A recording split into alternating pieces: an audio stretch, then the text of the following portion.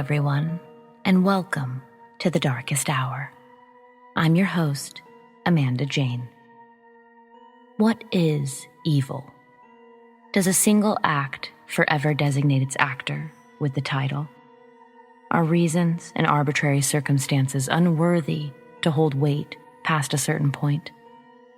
Of course, us as a species have developed an definitive set of standards to designate good and evil, and most humans abide freely by these standards.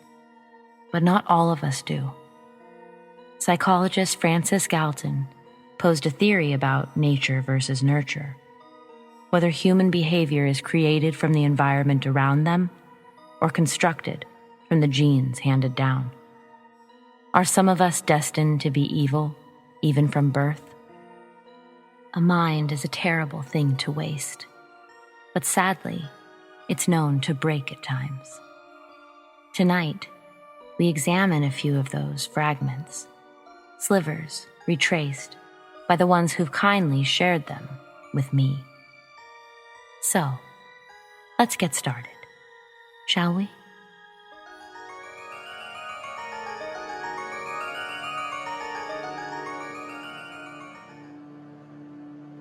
This happened a little over 3 years ago. I still don't have an explanation of what exactly happened to me, but I've got this story. I kept waking up in the forest. That was the first strange thing I noticed happening to me.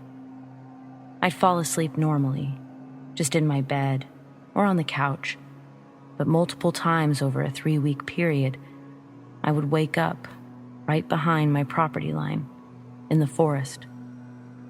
Then, despite my efforts, it turned into every night. When this first started happening, my mind went to sleepwalking. It wasn't something I'd ever had, but I'd heard about it and I'd seen it shown as a real thing. I started Googling things like crazy, starting with that. After probably hours of clicking around, I felt sort of stuck. I mean, everything I found literally ended with something like, consult a physician, or see a doctor. I'm out in Live Oak County in Three Rivers, Texas, and I'm sure that you don't know where that is because it's rural. It's so rural that we don't have a hospital and we don't have physicians. Our fire department is made up of volunteers. Not to mention, I work for myself. And all that means is I don't have health insurance. Even just 3 years ago, things were harder when it came to getting regular types of care like that. Anyways, since it had only happened a couple of times, I tried to let it go. I closed and locked all the doors.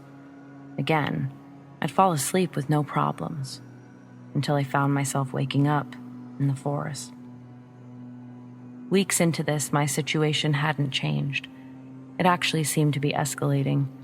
I was now waking up in the forest with bruises and cuts.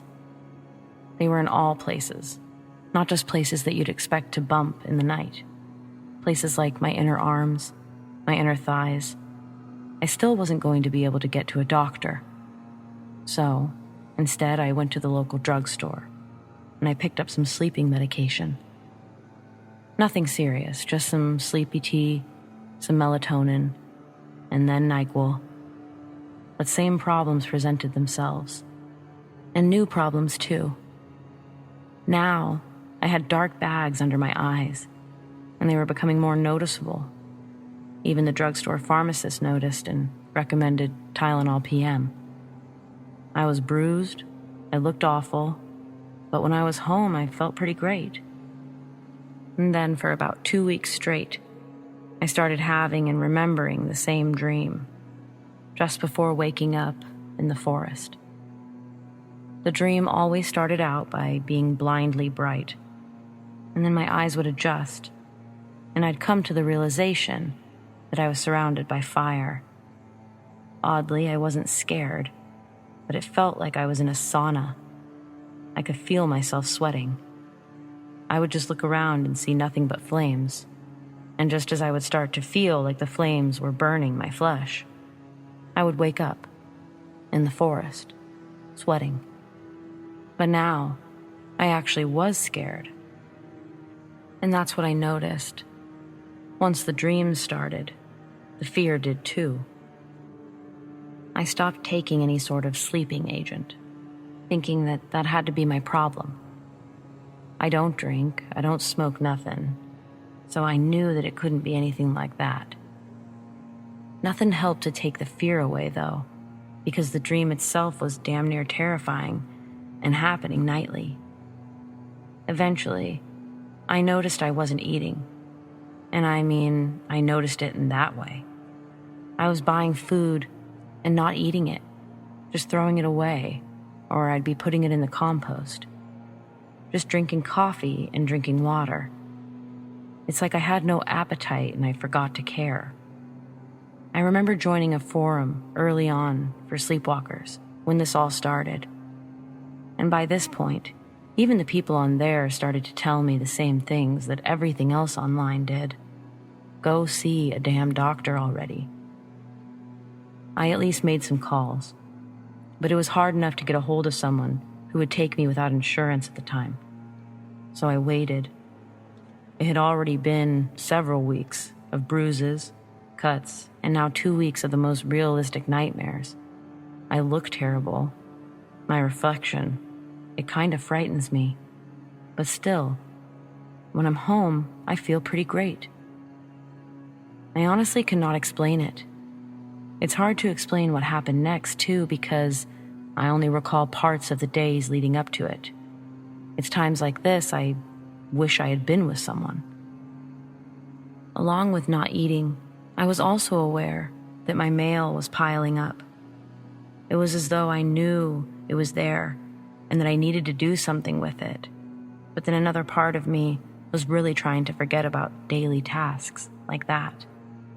Had I even showered? Anytime I had that thought, I showered, but it's like I couldn't remember the last time I had. One night, I got on the Sleepwalkers forum, but I was shocked to see that my whole account had been disabled. I couldn't figure out what happened, and when I looked in my email, I saw that I received a message from the website saying that they removed my posts. I was no longer able to use the website either. The craziest part was that they said that I had violated their policies with the obscenities I had written on the website. I had never even so much as put a curse word on there. They wouldn't advise me of what I wrote, but they did believe me that my account must have been hacked or something. As I explained, I really needed that website. It was the only thing I had out here. Eventually, I got onto the website with a new username. I joined the forum, and I saw familiar names. I put out a statement that I was sorry if I'd said something that offended someone. I explained that I hadn't written anything, that I wasn't even sure what it was that I wrote. I received immediate responses, people asking if I was okay, that they thought I might have died, or that I was going to hurt myself. I was so confused, but most of them said they couldn't write what I had said, as they were afraid that they would get banned too. There was one user that asked me for my personal email, saying that they could tell me some of the things that I said, and that they had some recommendations for me. I just put my email right into the website. I had nothing to hide, and anyone who could help me at this point was a friend in my eyes. I didn't get an email that night, but I did have that same dream. Except this time, it ended much differently.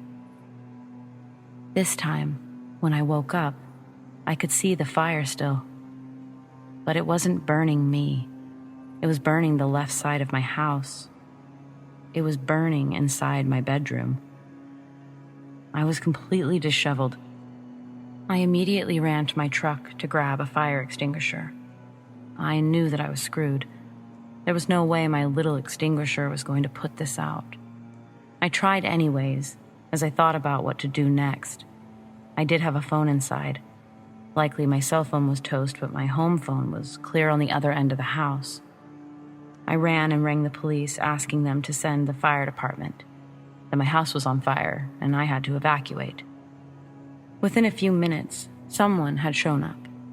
It wasn't the fire department. It was my closest neighbors. They said they saw the smoke billowing from their farm about a mile down the road. They'd brought tools to help put the fire out, so all three of us got to work until the fire department showed up. By the time they showed up, we had contained the fire, but we hadn't put it out entirely. Soon, the police showed up, and they wanted to talk to me, of course, asking me exactly what had happened. I told them, the best I could, what I experienced, what I had been experiencing. The officer looked at me and said, "Are you telling me that you started this fire?" That wasn't what I was trying to say, but I guess there was no other explanation. The way he was looking at me, it made me uneasy. But then I thought about what I actually looked like, and it all made sense. The officers in the fire department asked if I wouldn't mind taking a ride to the closest hospital to get checked out. I basically jumped in the back of the car. I was desperate to get to see someone. And so before I would get myself a doctor's appointment, I would end up at a hospital by way of emergency transport. They kept me overnight for tests and observations, which was the first night in a while that I'd actually slept a real night's sleep. No dreams, no fires, and I didn't wake up outside. But by day 2, I was being sent home. $2,800 later, and they still didn't find anything wrong with me. They couldn't find a source for the fire either. The cause was left as undetermined, which I'll tell you in hindsight actually worked in my favor when it came to insurance. I was terrified I was going to not only face criminal charges for the fire, but also be out of a home. So when I was released from the hospital, I wasn't staying in the home itself. I was renting a trailer that I had parked down the road, and I'd bring it over to the house while I started construction. I had stayed at the property the night I was released with the trailer, and though I didn't wake up outside, I didn't sleep either. I was too spooked. It would be almost 3 weeks before I would get onto a computer again. When I eventually did, the first thing I did was check my email. I'd received a message, and it was from the same individual who said that they would send me a message the night of the fire. It had come through the next morning, and it read, "Dear Ed, some of your comments concerned users because of their vulgarity. Many of the statements used were out of character for you. They focused around hatred for things like God and prayer, even when there was no mention of them. Your statement of, 'I will burn every motherfucker to the ground,' starting with this motherfucker, was incredibly hostile and ominous. But it was your comments to others that likely got you banned. Attacking random posters with language like, 'fucking cunt,' and 'your blood is weak, just like your mind. You'll die in fear.' And of course, mentions of slaughtering things, including people and children. So, like I said, people were concerned, as it was very out of character. However, I was concerned for other reasons too. I just wanted to reach out apart from the forum, because what I'm about to suggest isn't for everyone, but I think it could apply to your particular situation. Have you considered the possibility that some sort of infestation or manifestation is taking place with you or your home? I ask that you think about the time leading up to your sleepwalking and ask, aside from the dreams you experienced after you started sleepwalking and ending up outside, had you had any other strange dreams?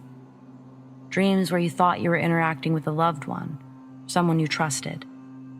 And also, do you practice any sort of religion? Honestly, I think that while you wait for a doctor's appointment, it would be a great idea to consult your local priest.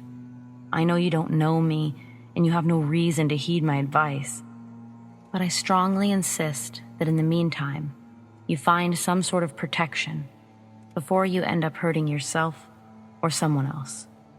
I've attached a couple of links that you may or may not find helpful. I truly wish you the best, and if it's any consolation, I do believe you when you say you didn't write those things, and that's why I'm writing you today. Please take care." Reading that email, I went from totally embarrassed to scared. I sat in front of my laptop, immediately deleted my account from the Sleepwalker forum. I couldn't even believe the things that they'd said I said or that I had said. Either way, I didn't want to go back there. And then I sat in silence inside the trailer next to the house. I turned to look at the house, and I looked through the half-finished bedroom. I looked into the forest behind the house. At some point, I found myself in a trance-like state. I zoned out on nothing, basically. And the next thing I knew, hours had passed. Finally, I blinked my eyes profusely, and I looked away from the house and the forest. I thought about everything that person had said, and everything that I'd been reading when this all started. I was never one to remember dreams much, but I did often dream about my parents. They were both gone and were the only family that I had, so I liked seeing them in dreams from time to time.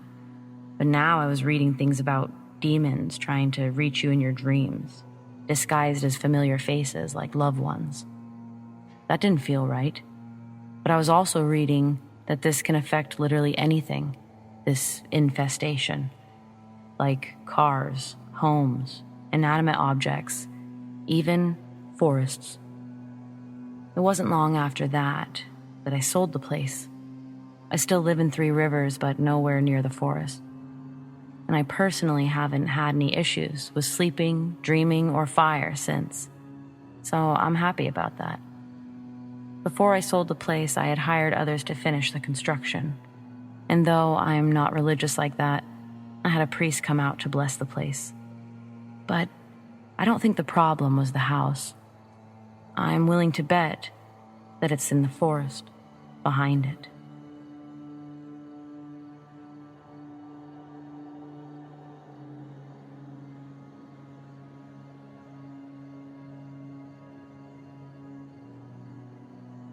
In 2005, I'd been out of the Marine Corps for about 2 years, and I was working as a correctional officer in a state prison. My wife wanted to continue her education, so she enrolled in the university, and we moved ourselves, our 2 children, into an apartment that was part of the student housing on campus. The building was old, and it was a cinder block building that had began its life as a luxury extended stay suites for visiting faculty and other figures that come to serve at the university for extended periods. At some point, the university turned the suites into 2-bedroom apartments that barely fit even the loosest interpretation of the building code. Rent was cheap as hell, though, so we could do it on one income. Keep that in mind as you read this and wonder why we stayed. There's what you get for background. Here's the story. The first night that we spent in the apartment, I decided to lay down with my kids in their room, since it was a new space and they were understandably scared. While we were laying there, I was next to my daughter's bed, while my son was in his bed, set along the same wall. My daughter started softly saying, "Baby, stop crying." "What baby?" I asked. She pointed across the room to where there were only some partially unpacked boxes. "Daddy, make the baby stop crying." I thought that maybe she was talking about a toy, and so I started to get up to figure it out. "Baby stopped crying, Daddy." I laid back down and I stayed close to them, with the intention of only staying there until they fell asleep, and then I would go to bed. I said that was my intention, not what happened. As I laid there, I felt my eyes getting heavier and heavier. I closed my eyes and started that wavy feeling of pre-sleep. Then I hear, right in my ear, and I mean I actually heard it with my ears attached to my head. "Don't fall asleep here. He takes you somewhere else if you fall asleep here." The voice of a child, with that tone of an urgent warning. I checked and both of my children were asleep. I dismissed it as me just being weirded out in a new space. I got up to go to bed.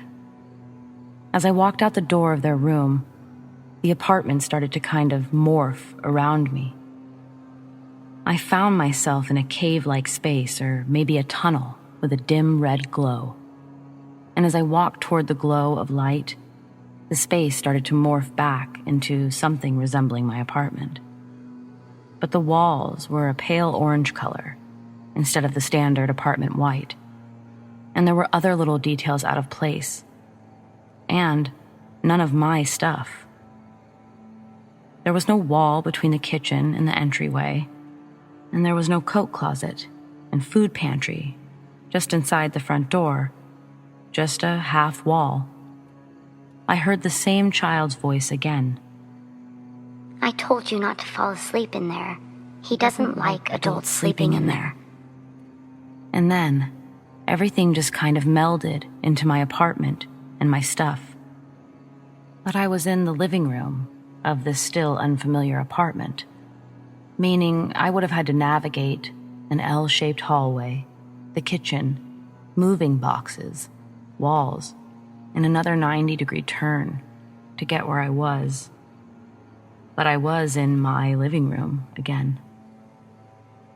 Now, this is a story about paranormal experiences, not about a PTSD dream or sleepwalking, but I initially dismissed this event as a dream or sleepwalking. We'd been living there for 2 years while my wife was in school, and I decided that I didn't want to spend the rest of my life in a prison. If I wanted to do that, I would commit a felony. So, I quit my job at the prison, and I enrolled in school as well. Over that time, little, dismissible things would happen, but nothing noteworthy, until the next time. At this point, my son is almost 6, my daughter is almost 3, and both were in the university daycare and preschool. I'd gotten out of my morning class, and I had a few hours until my next class. I went home to chill and maybe work on some homework. After about an hour, my wife got out of one of her classes and she came home too. I was in the living room with my laptop and books. As she came in the door, she smiled at me. "Oh, hi, honey. I didn't expect to see you." She glances into the kitchen and then back to me. "Are you done with classes for the day?" "No," I responded. "I still have such and such class in a bit." "Then why did you go pick up the kids?" "Wait, what? I didn't go pick them up." "I just saw our son in the kitchen, running to his room." The kids were still at daycare. I checked the bedrooms. There were no kids in the house. So time elapses, fast forward, and it's now nighttime.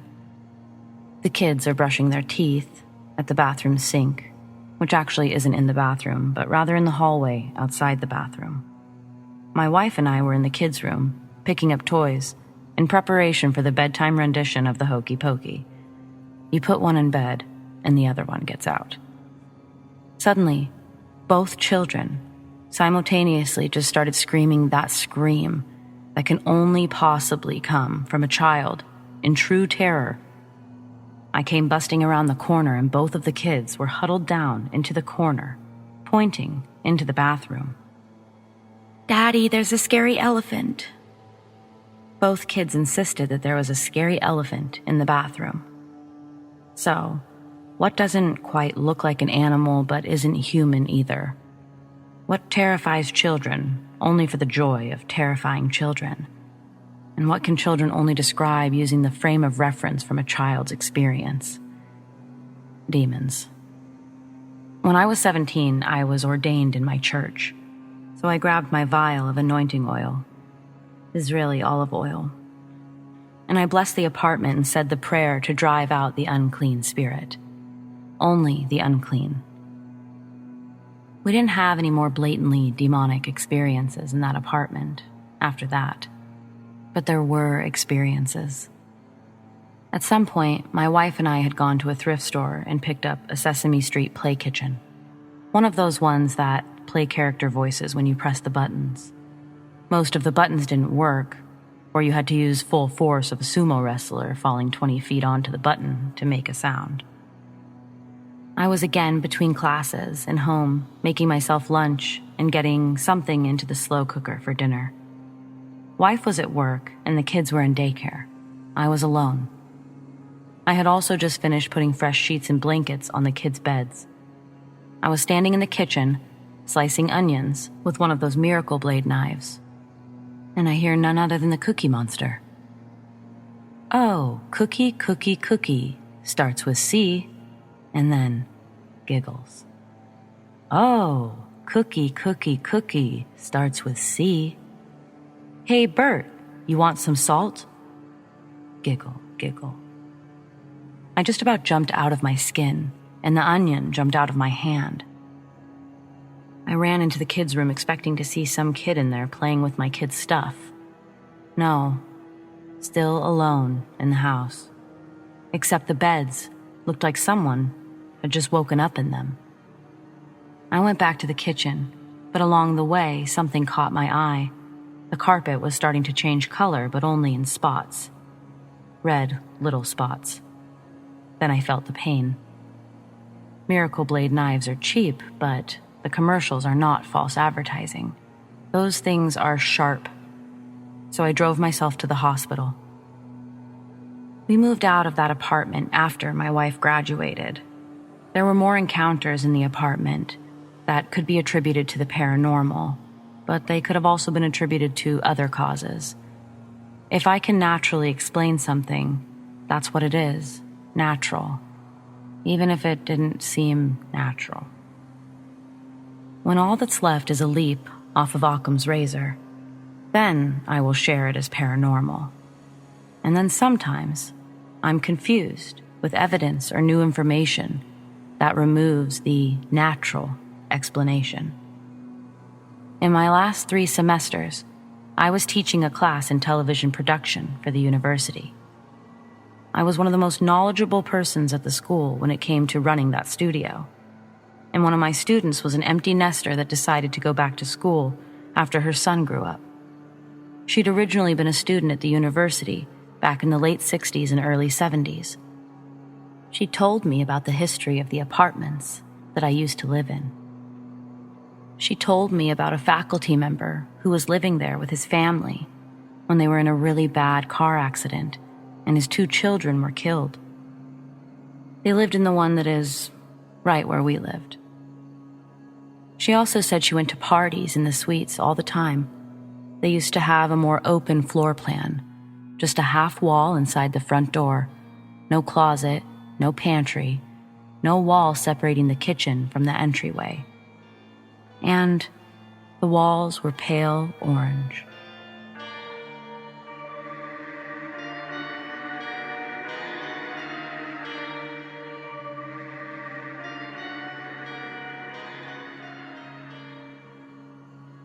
When I was in middle school, so over 18 years ago, my friend and I encountered a very scary man. We always walked the same route home from school because we lived on the same street. We were weird in that we didn't walk the main road route. We liked to avoid having all of the kids on the bus pass us and yell embarrassing things out the windows as they did. Our preference was the side streets and the back alleyways.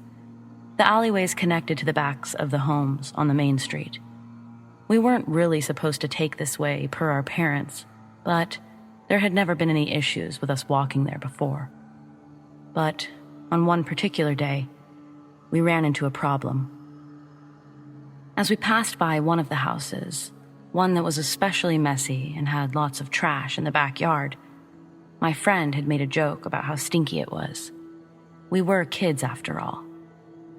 Then, we heard the sound of an older man yelling out. At first, we stopped because we were startled to hear someone. But what he had called out was, "Hey, you little bitches." So we were also confused. He was a large man, and he wasn't that old either. I remember thinking that he looked like my dad's age, who was in his 40s at the time. But he looked angry. The kind of angry that I've never seen on an adult before. My friend and I looked at each other and then decided that we better start walking away.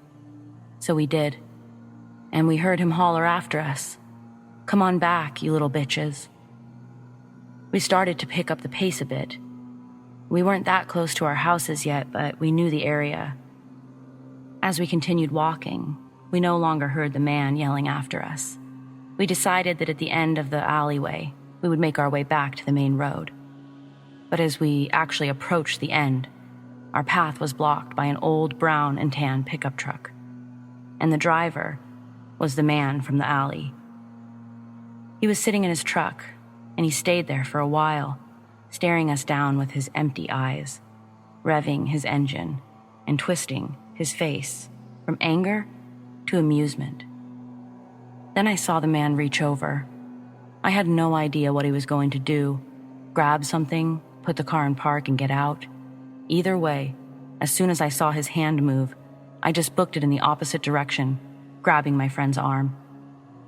Within moments, we could hear the sound of a truck coming up behind us.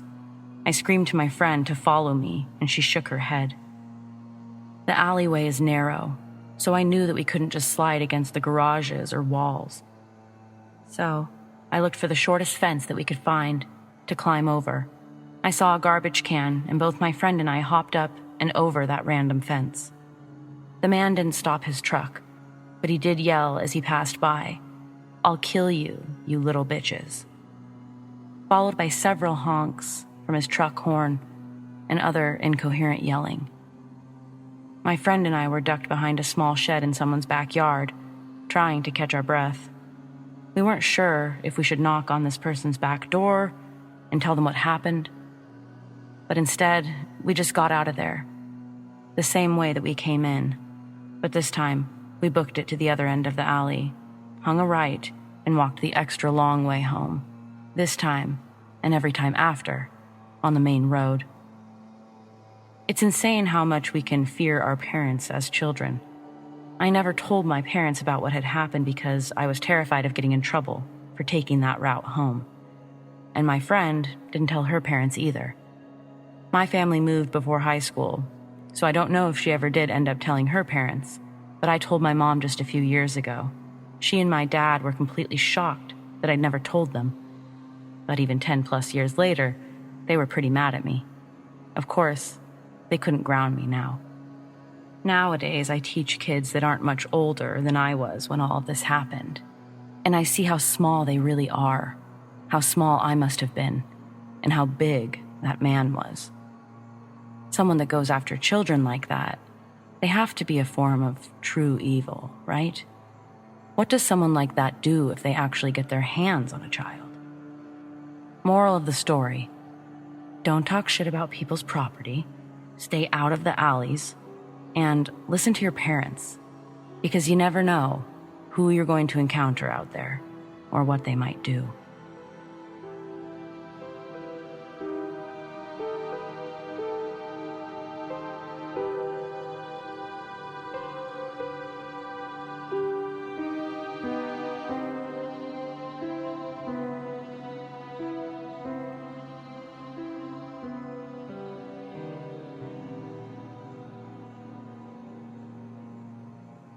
I used to live in a bad area.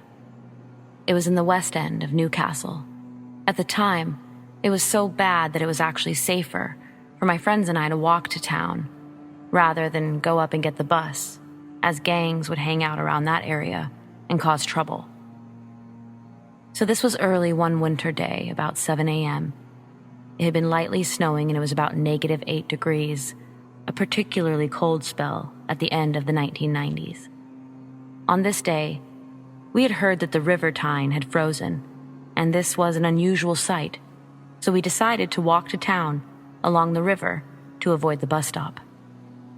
There was snow falling, so we were having fun and walking down to the riverside path, enjoying our morning walk, throwing snowballs at each other, and sliding around on ice which had formed on the path. Once we reached the river, it was indeed frozen, and we walked along the side. We were the only people there, and there was not another person in sight. Now, the river had jetties, which were big wooden pier-like structures, and they went out into the river and were now mostly used by fishermen. As we approached one of these, we made a joke about trying to walk on the river ice and how we would probably end up stuck, needing help. At this point, I saw a man under one of the jetties, apparently bending over, looking for something. So I said, we'd end up stuck down there like him. Then we looked and looked closer. This man was not moving. Being young, we just assumed that it was a washed-up mannequin from some stag night which had ended up in the river. But there was something about the situation which was just strange. It was very difficult to get down to where it was, and neither of us wanted to get closer. The skin on it was pure white, and it was wearing what looked like black clothing. We could not see the face, just the body, bent over a beam supporting the jetty. Being the 1990s, neither of us could afford phones, so we were just not really sure what to do. I wanted to phone my mom and get her to come down, so we remembered there was a phone box a little further back, and I volunteered to run back and make the call. On arriving at the call box and calling home, my mother instantly thought that we were trying to get a lift into town, and she refused to come. That was when I used my very serious voice, and she seemed to understand that this was real and that it wasn't just us trying to avoid the snow. I ran back to the jetty, and another man had arrived, who was also concerned that it might be a dead body. None of us wanted to get very close to it. He had a phone and called the police, requesting river police, who by a handy coincidence were already in the area using their boat to break the ice on the river. They arrived at about the same time as my mother. She drove a huge old 1980s Ford Garanda and pulled up alongside us on the river path. She instantly insisted it was just a mannequin, and then said she would take us to town and that we should leave. We were then somehow convinced that she was right, and were a bit embarrassed about thinking it had been a dead body. The man who called the police also decided to leave and continued his walk. Just as we got in the car, we saw the river police boat approaching in the distance and decided we should at least explain to them our mistake, so we waited for them to arrive. They pulled up to the jetty, and one of them climbed up the ladder and came to see us. We explained. He laughed and said it was okay, and that they would remove it, and it was no problem. So we pointed to the mannequin. And as he looked over, he instantly became super serious upon seeing it, got on his radio, and summoned the local police and the fire brigade to attend. Suddenly, police appeared from everywhere, and we were taken to one side and interviewed about the situation. At this point, we knew that it must actually be a dead body. The firemen arrived and used inflatable sheets to reach the body. The policeman told us that we could stay and watch, but that it was not like you see on TV shows, and we should consider leaving. When we decided to stay, the officer stood with us and explained what was going to happen. This is where it escalated fast. The firemen approached the body, and two of them got a hold of it, but it was frozen solid to the wooden beam. We thought that they would just gently ease it off, but that isn't what happened. Two more firemen went down, and they all pulled at it as hard as they could. There was a huge noise, like a branch snapping, and the body broke in half. Crabs suddenly emerged from inside of it, falling into the mud below, and the policeman casually said, "That's the sound of them snapping his spine." Then, they threw the top half of the body into a body bag and started working on the lower half. Another huge snap. That was the sound of them breaking his legs. More crabs and river creatures burst out. They then dragged the two parts of the body up the path. They then lined up 3 rookie police recruits right in front of the bags. They made us walk quite far away, and then they opened the bags to show the new recruits what it looked like. What I saw was something from a horror movie. His face had crabs emerging from the eye sockets, and his lips had been totally eaten away. The body was totally bright white, and the hair was gone. One of the policemen threw up. The policeman took our details and asked if we were okay. We were. It all happened so fast, there was no time to process it at all. We were later contacted by a reporter who told us the man's name was Jimmy, and that he'd been due in court on some serious criminal charges, and that the police believed he had jumped into the river rather than face a long time in prison. It actually made front page of the local paper. I still walk along the same path quite often all these years later, and I always stop for a while where we found the body. I've never seen anything like that ever since, but it was certainly an event which made us no longer feel like children, but rather adults realizing what the world is really like.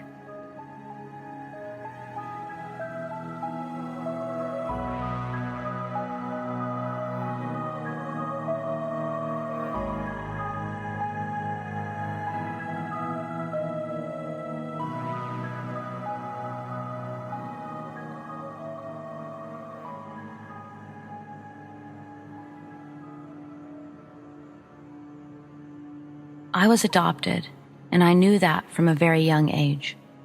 I appreciated that my parents never hid anything from me regarding my adoption and birth parents.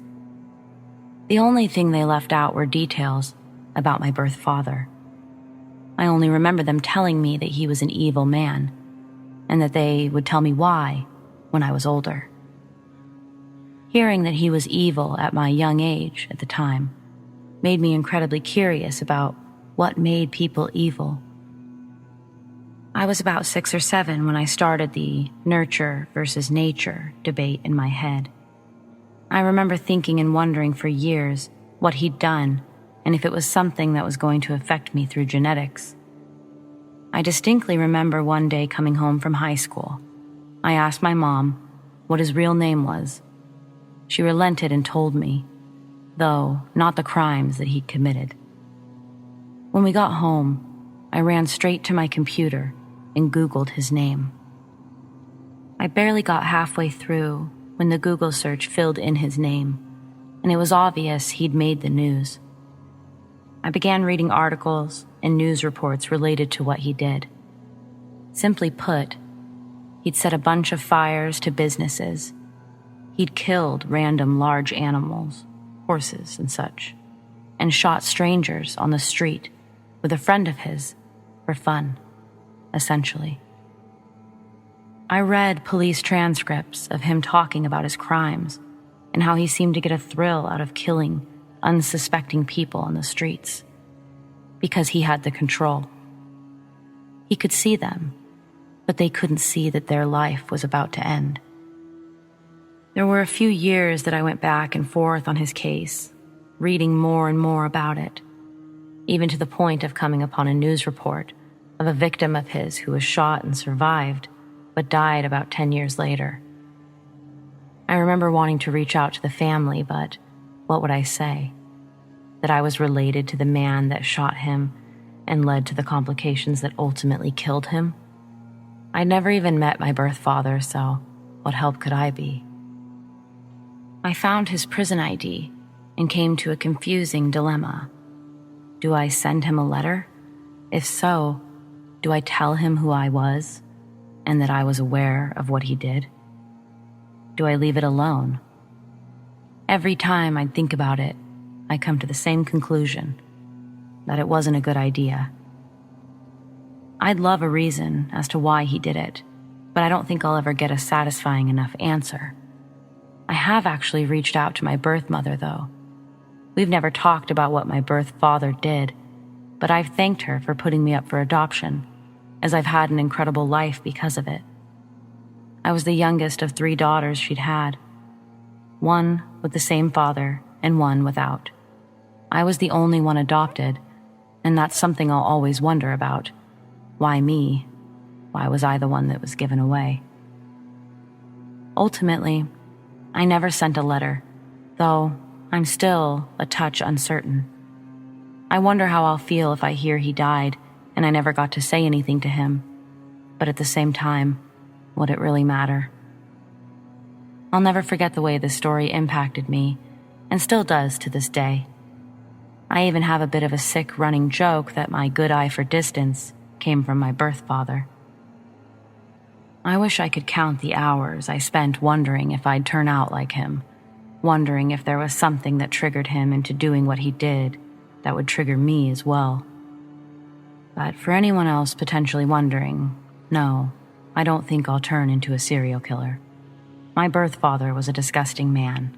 I was raised by attorneys and shown the dark side of humanity from a young age, and I know how it can ruin lives. I'll never become what he was, but of course I worried about that when I was a 7-year-old.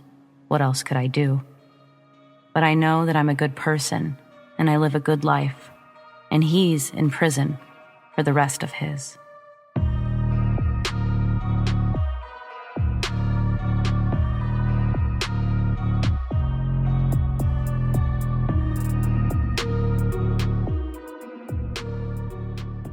And so we've reached the end of The Darkest Hour. But a very big thank you to everyone who shared their stories, and to everyone for listening. Be sure to join me every Friday night at 11 p.m. Do you have stories like these?